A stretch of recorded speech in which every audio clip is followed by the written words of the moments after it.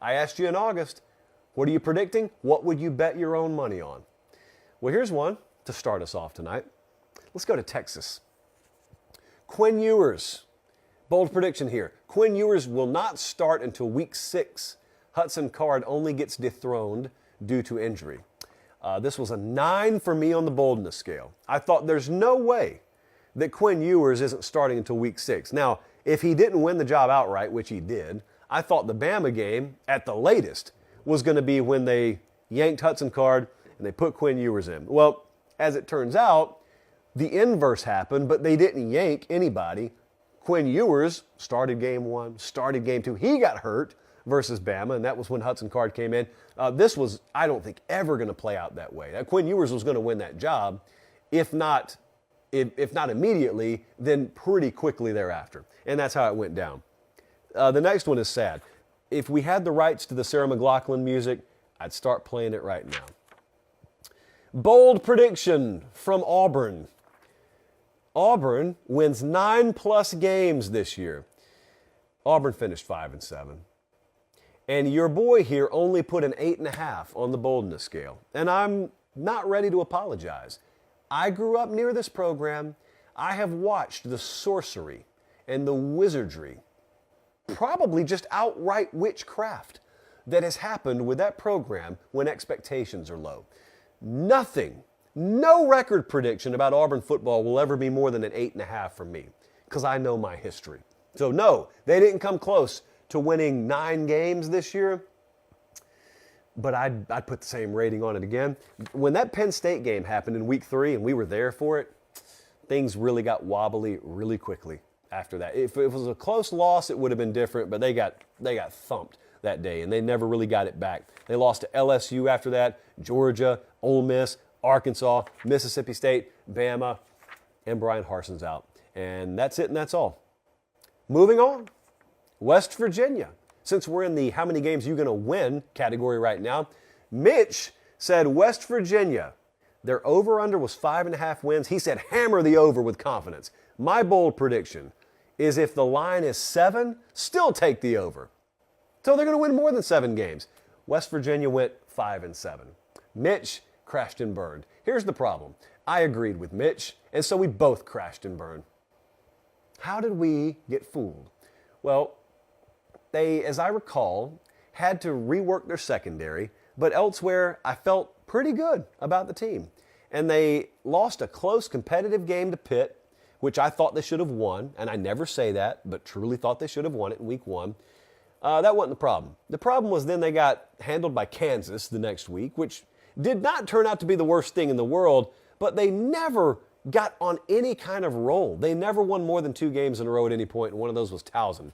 Here is the real mind bender of this whole thing. Let's go back to the preseason. Mitch is out there making his proclamations. I'm agreeing with him. And then a little birdie flies in, and the birdie says, hey, I got some intel for you. I've seen the future. West Virginia is going to beat Baylor, Oklahoma, and Oklahoma State.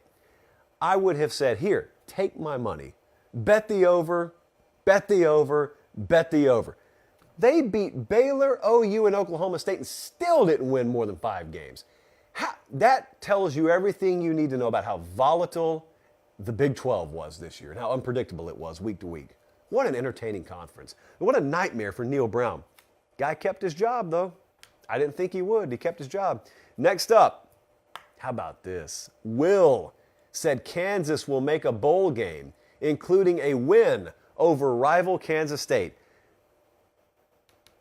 Kansas is going bowling. I put a 9.25 on this. I am told that is the second highest boldness scale rating. Yeah, that's the second highest boldness rating I put on anything that came true. 9.25. And lo and behold, now they didn't beat Kansas State. But how about that? They didn't need to.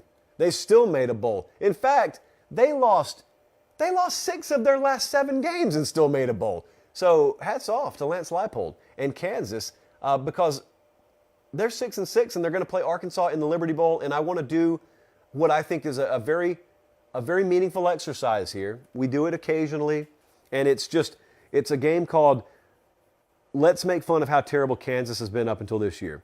We're going to start in 2013, and I'm going to read you the win totals. 3, 3, 0, 2, 1. 3, 3, 0, 2, 6. Which one of these is not like the other? And you kept your head coach. What more could you ask for if you're a Kansas fan? Lastly, well, I guess this technically is still in play, but I think we know the answer.